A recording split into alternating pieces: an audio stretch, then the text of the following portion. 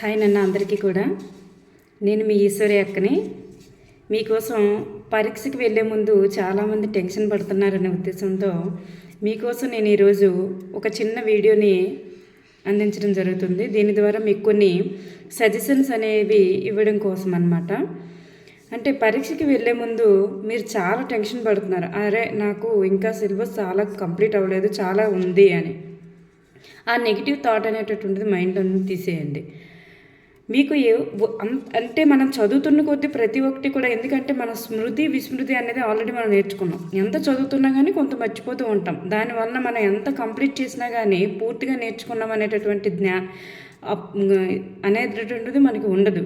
దానివల్ల మీరు పూర్తిగా నేర్చుకోలేకపోయాను అనేటటువంటి అపోహను తీసేసి మీరు ఫుల్ ఫ్లెజ్డ్గా నేర్చుకున్నాను, నేను చేయగలను అనేటటువంటి మంచి ఉద్దేశంతో పరీక్ష హాల్కి వెళ్ళాలి. వెళ్ళేటప్పుడు ముందుగా మీకు అవసరమైనటువంటి hall ticket and photo and Aadhaar card and voter ID and caste ఇన్కమ్కి సంబంధించినవి ఏవైనా ప్రూఫ్ కానీ పట్టుకొని వెళ్ళండి. దానికి అవసరమైన ఏ ఒక్కటి కూడా మీరు మర్చిపోద్దు. ఈ హాల్ టికెట్లో ఇచ్చినటువంటి ఇన్స్ట్రక్షన్ ప్రకారం మీరు ప్రతి ఒక్కటి పట్టుకొని వెళ్ళండి. నెక్స్ట్ ప్రశాంతంగా ముందు రోజు మాత్రం ప్రశాంతంగా నిద్రపోండి. దానివల్ల మీకు మరుసటి రోజు ఎలా ఉంటుందంటే మైండ్ చాలా చురుగ్గా పనిచేస్తుంది అనమాట.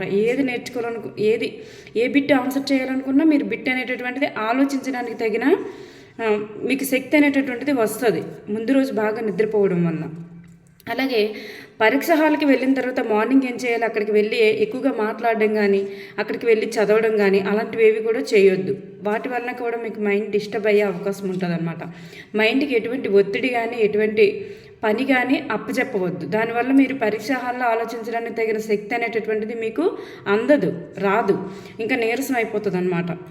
నెక్స్ట్ అక్కడ పరీక్ష స్టార్ట్ చేసేటప్పుడు ఏమవుతుందంటే మీరు కంగారు పడిపోయి ఏవి పడితే అవి నొక్కేయడం అవి చేయొద్దు. అక్కడ మీకు ఏం తెలియకపోయినా అక్కడ ఇన్విజిలేటర్స్ ఉంటారు, వాళ్ళని అడగండి. ఒకవేళ మీకు తెలియనట్లయితే కంగారు పడవద్దు. ఒకవేళ తప్పు జరిగినా కానీ మీరు ఏమీ కంగారు పడవద్దు. తప్పు జరిగినా కానీ దానికి తగిన సొల్యూషన్ అనేటటువంటిది వాళ్ళు చూపిస్తారు. ఎటువంటి ప్రాబ్లం వచ్చినా వాళ్ళకి చెప్పండి. నెక్స్ట్ మీకు ఎగ్జామ్ రాసి స్టార్ట్ చేసేటప్పుడు ఏం చేయాలంటే ఫస్ట్ మీకు ఏ సబ్జెక్ట్ ఈజీగా ఉంటుంది. మనం నార్మల్గా చెప్పుకుంటే కనుక తెలుగు అనేటటువంటిది ఎస్జిటి వాళ్ళకి తెలుగు ఈజీగా ఉంటుందండి. తెలుగులో మీకు బాగా వచ్చిన బిట్లు అనేటటువంటి ముందు చేసేసిన తర్వాత చేసేటప్పుడు కూడా మీరు ఆన్సర్ పెట్టేటప్పుడు కూడా ఎలా ఉంటుంది, మళ్ళీ ఆన్సర్ చేంజ్ చేసుకోవడానికి అవకాశం ఉంటుంది. అరే ఆన్సర్ పెట్టేశాను ఎలా అనేటటువంటి ఆతృత అనేటటువంటిది మీరు పడవద్దు. మీరు మళ్ళీ బిట్ ఆన్సర్ అనేటటువంటి చేంజ్ చేసుకోవచ్చు. కాబట్టి నిదానంగా ఆలోచించి పెట్టండి. కానీ ఆన్సర్ చేసేటప్పుడు మాత్రం ఎక్కువ టైం తీసుకోవద్దు. ఏ ఒక్క బిట్కి కూడా ఎక్కువ టైం మాత్రం కేటాయించవద్దు. బిట్లు చేసేటప్పుడు మాత్రం దానికి తగిన సమయాన్ని కేటాయించండి.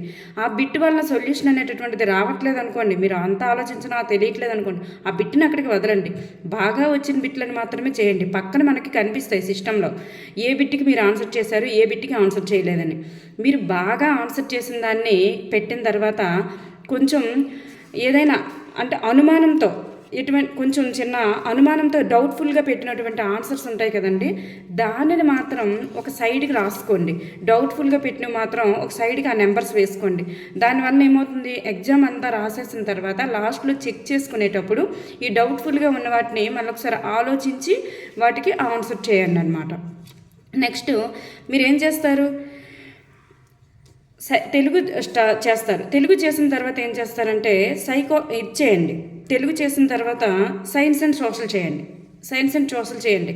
తెలుగు చేయడం వల్ల ఏమవుతుంది, మీకు చాలా ఈజీ బిట్లు అనేటటువంటి స్టార్ట్ చేయడం వలన మైండ్ ఆలోచించడానికి అలవాటు పడుతుంది అనమాట. ఆలోచించడానికి అలవాటు పడింది అనుకోండి, నెక్స్ట్ మీరు ఏ సమస్య చేయాలనుకున్నా కానీ పక్కన డిస్టర్బ్ అవుతుంది. నేను అందుకే ఈరోజు ఏ వీడియోలు కూడా చేయలేకపోయానండి. అయితే మీరు ఆలోచించడానికి మైండ్ అలవాటు పడుద్ది. ఎప్పుడైనా మనం రన్నింగ్ స్టార్ట్ చేసేటప్పుడు స్లోగా స్టార్ట్ చేసి వెళ్తాం కదా, అదే మాదిరి అనమాట. మైండ్ ఆలోచించడానికి అలవాటు పడుతుంది. మీరు ముందే కష్టమైన వాటిపైన వెళ్ళొద్దు. దానివల్ల మైండ్ ఒక్కసారి స్ట్రగుల్ అవుతుంది, ఆలోచించడం తగ్గిపోద్ది అనమాట.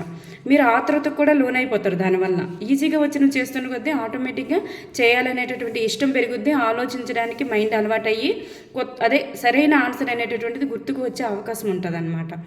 నెక్స్ట్ మనకి తెలుగు చేసేటప్పుడు ఎలాంటి కొంచెం పాటించాలంటే, సందులు చేసేటప్పుడు మాత్రం అన్ని ఆప్షన్స్లో ఇచ్చారు చూడండి. ముక్కంటి అని, ముక్కంటి అనగానే 3 కన్నులు అలా అనుకోకూడదు, ద్విగు సమాసం అని. అంటే ఇక్కడ సందులు చేసేటప్పుడు మాత్రం ప్రతి ఒక్క ఆప్షన్ ఏదైనా కానీ ప్రతి ఒక్క ఆప్షన్ని కూడా చదవండి. క్వశ్చన్ మాత్రం సరి అయినది అడిగారా, సరి కానిది అడిగారా, చెందనిది అడిగారా, చెందినది అడిగారా, ప్రతి ఒక్కటి కూడా కూలంకషంగా జాగ్రత్తగా చదవండి. క్వశ్చన్లో చివర ఉన్నటువంటి నెగిటివ్ థాట్తో అడిగితే కనుక దానిని మీరు తప్పనిసరిగా గెస్ చేసి ఆన్సర్ చేయండి. నెగిటివ్ థాట్తో అడిగారనుకోండి, కాదు కాదు కాదు కానిదేది అనుకొని మనసులో అనుకుంటూ ఆన్సర్ చేయడానికి ప్రయత్నించండి.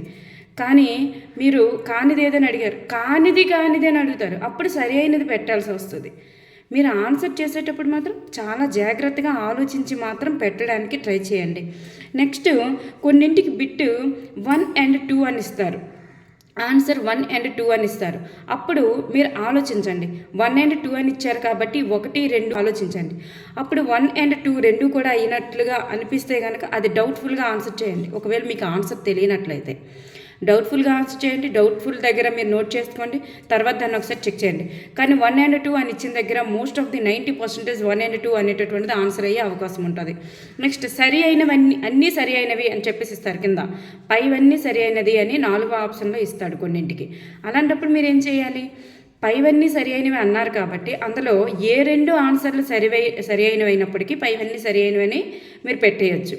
ఏ 2 ఆన్సర్లు ఆ క్వశ్చన్కి సంబంధించి ఆన్సర్గా చెందినట్లుగా అయితే మీరు పైవన్నీ కూడా పెట్టేయచ్చు అన్నమాట. ఆ పరంగా కూడా ఉంటుంది. అలాగే మ్యాథ్స్ చేసేటప్పుడు బాగా తెలిసిన బిట్స్ అనేటటువంటివి ముందు చేయండి. ఎక్కువ టైం తీసుకుంటుంది, క్వశ్చన్కి ఎక్కువ టైం తీసుకునే అవకాశం ఉంది అనేటప్పుడు మాత్రం ఆ మ్యాథ్ అనేటటువంటి ఆ బిట్ అనేటటువంటిది సమస్య వెనకుంచండి, చివరికి ఉంచండి. నెక్స్ట్ మనకి మ్యాథ్స్ చేసేటప్పుడు చివర ప్రమాణాలు అనేటటువంటివి ఇస్తారు. మొన్న మాక్ టెస్ట్లో కూడా ఒకదానికి చూస్తే మనం చివర ప్రమాణాలు అనేటటువంటివి చేంజ్లో ఉంటుంది. మనకి ఒకవేళ సమ్ అనేటటువంటిది మీటర్స్లో అడిగారా, సెంటీమీటర్స్లో అడిగారా, కిలోమీటర్స్లో అడిగారా, మనకి మనం ఫస్ట్ ఆన్సర్ చేసినప్పుడు మీటర్లో ఆన్సర్ ఇస్తుంది. ఫర్ సపోజ్ మనకి అక్కడ మన మాక్ టెస్ట్లో కూడా అలాగే వచ్చిందండి. 12 లక్షలు కానీ ఇలా వచ్చింది ఆన్సర్. దాన్ని కిలోమీటర్లు అడిగారు. మీటర్లు అయితే 12 లక్షలు కానీ 12,000 కానీ మనకు వచ్చింది ఆన్సర్. కానీ 12,000 అనేటటువంటిది కూడా మనకు ఆప్షన్స్లో వస్తుంది. కానీ అక్కడ ఆన్సరు కిలోమీటర్స్లో అడిగారు. అప్పుడు మనకి కిలోమీటర్స్ ఏమవుతుంది, 12,000 అనేటటువంటిది 12 కిలోమీటర్లు అనేటటువంటిది అవుతుంది. అక్కడ ఆప్షన్స్లో 12,000 ఉంటుంది, 12 కూడా ఉంటుంది. కానీ మనం అక్కడ కిలోమీటర్స్ అడిగారు కాబట్టి కిలోమీటర్స్కి సంబంధించిన ఆన్సర్నే గుర్తించాల్సి ఉంటుంది. మ్యాథ్స్ చేసేటప్పుడు వెనక లాస్ట్లో అక్కడ ఏ ప్రమాణాలలో ఆన్సర్ అడిగారు అనేటటువంటిది గమనించండి. నెక్స్ట్ మనకి సమ్ చేసేటప్పుడు మనం సింప్లిఫికేషన్ చేసేటప్పుడు ఏం చేస్తాము, ఒకవైపు ఉన్నటువంటి వాటిని లెఫ్ట్ సైడ్ అంటే రైట్ సైడ్ ఉండేటటువంటి వాటిని లెఫ్ట్ సైడ్ పంపిస్తాం. అలాంటప్పుడు ప్లస్లు మైనస్లతో ఉన్నటువంటి సింప్లిఫికేషన్ చేసేటప్పుడు ఎలా చేయాలి, ఈ ప్లస్ల్లో ఉన్నదాన్ని అవతలికి తీసుకెళ్ళినప్పుడు మైనస్ అవుతుంది, ఆ గుర్తులు సమంగా వేసుకోవాలి.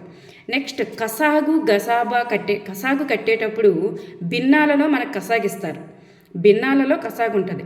అక్కడ గుర్తులు ఒక్కొక్క దానికి మైనస్ అని చెప్పేసి భిన్నం ఇస్తారు.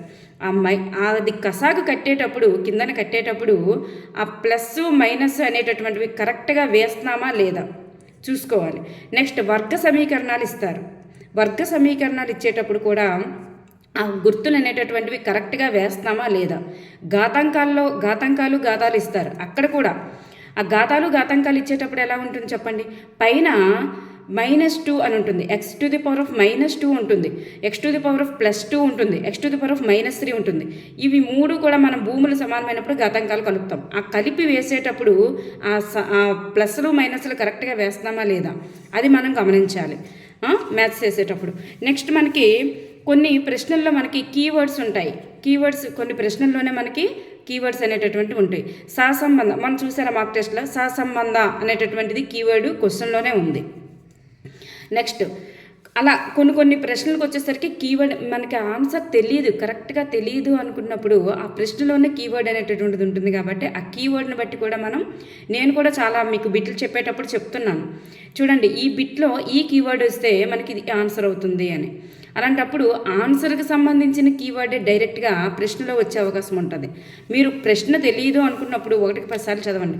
ఒక్కోసారి ఇంగ్లీష్ మీడియంలో కూడా చదివేటప్పుడు ఇంగ్లీష్ మీడియంలో మనకు కొన్ని కీవర్డ్స్ కూడా కనిపిస్తుంటాయి. అలా కూడా మీరు ఒకసారి గ్రహించవచ్చు. నెక్స్ట్ ప్రశ్న మీకు ఆన్సర్ తెలియనప్పుడు ఒక్కొక్కసారి మీకు ఆన్సర్ తెలిసినప్పటికీ తెలియలేనప్పటికీ కూడా ఒక్కటి మాత్రం పాటించాలి.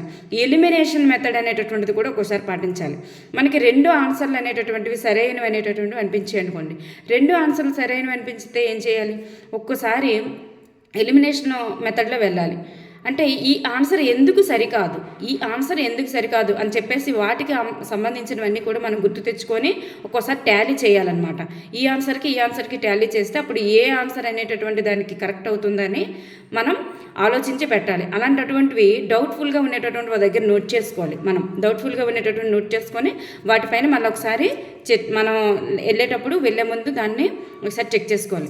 ఏ బిట్టికి కూడా ఎక్కువ టైం తీసుకోవద్దు. దాని వలన మీరు టైం సరిపోలేదని చెప్పేసి ఆందోళన చెందే అవకాశం ఉంటుంది. నెక్స్ట్ శ్వాసలకు వచ్చేసేటప్పటికి ఇయర్స్ అనేటటువంటివి మనకి నేనే చేశాను ఒక బిట్కి ఆన్సర్. వాస్కోడిగామా సముద్ర మార్గాన్ని కనిపెట్టింది ఎప్పుడు అంటే 1498. చాలా చిన్నప్పటి నుంచి మనం నేర్చుకున్నది. నేను రాసేటప్పుడు ఏం చేశాను, 1948 రాశాను. అంటే అక్కడ ఆన్సర్లో మనకి 1948 ఉంటుంది, 1498 ఉంటుంది, అన్నీ ఉంటాయి. కానీ అక్కడ సరైన బిట్ చేసేటప్పుడు మనం ఓవర్లుక్లో పెట్టేస్తాం తప్పు. అవి ఒకసారి చెక్ చేసుకోవాలి. ఇయర్స్ పెట్టేటప్పుడు కరెక్ట్గా పెడుతున్నామా లేదా ఒకసారి చెక్ చేసుకోవాలి. నెక్స్ట్ ఒకవేళ ఆ ఇయర్స్కి సంబంధించి సమాధానం మీకు తెలియలేదు అనుకోండి, కొన్ని సిమిలర్గా ఉంటాయన్నమాట. సిమిలర్గా ఉన్న వాటి నుంచి 2 ఒకలాగా అనిపిస్తుంటాయి. అప్పుడు వాటిలో నుంచి ఒకదాన్ని మ్యాక్సిమం ఎంచుకోవడానికి ట్రై చేయండి. అంటే దానివల్ల ఒక 50% వరకు సమాధానం రైట్ అయ్యే అవకాశం ఉంటుంది అన్నమాట. నెక్స్ట్